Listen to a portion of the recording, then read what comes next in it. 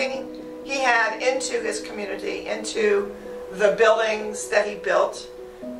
He was involved with the mosquito control, the fire department, one of the founding fathers of the fire department there also, which is kind of funny when they had I remember an occasion where a house was on fire down on 30A, and back then we didn't have anything, so we went jump in my dad's truck, Mom and Dad and I, and we drive down to the fire. And of course the building is burning and burning, and there was nothing they could do. They had to wait for Chelco to come from Defuniak to shut the power off, and the tanker to come from Panama City. So all we could do basically is sit there and watch it burn. But he was very much involved with the community. He would give anybody the shirt off his back. He had a crew of people who were extremely loyal to him, even to this day. Their children are very loyal and treat me with a lot of respect. So that leads me to believe that he would do anything for his crew as well. There used to be a house on J.D. Miller Road. That's where my grandparents and my dad and his sister used to live. They actually built that house. They went into the swamp and cut down the cypress and saw them, mill them, and they built that house. And then at the time, my dad was in school, and he and his sister walked to the school down on Hogtown Bayou. They had to walk every day. They said that there was one day when they were coming home from school that they saw a snake, that the tail was in the one ditch and the head was in the other ditch. My great uncle was a railroad engineer, and he loved to take pictures, and he loved movies. And of course that was in the 40s.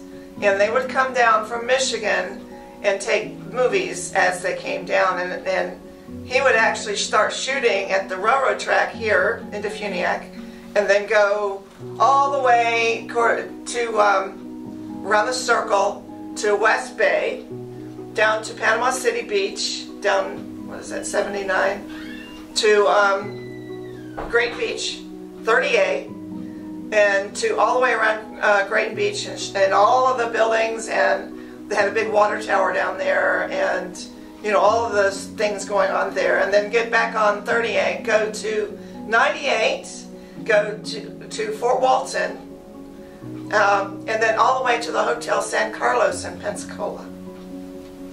Wow. Yeah, he just loved to take movies. And so there's a lot of other movies that we haven't even scratched the surface of, that I have personally. But I compiled about 90 images of life in South Walton from the earliest point that I can figure was the building of the old Grayton Hotel, which is called the Washaway now.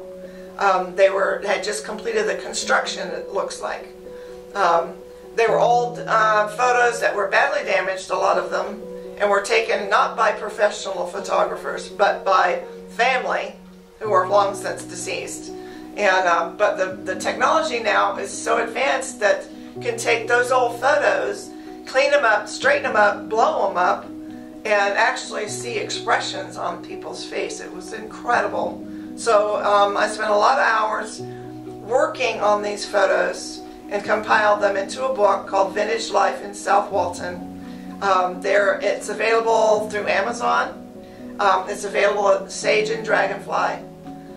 You can actually go to Walmart.com and find my book, which is pretty incredible. But I felt it was important to record the history of what life was like back then.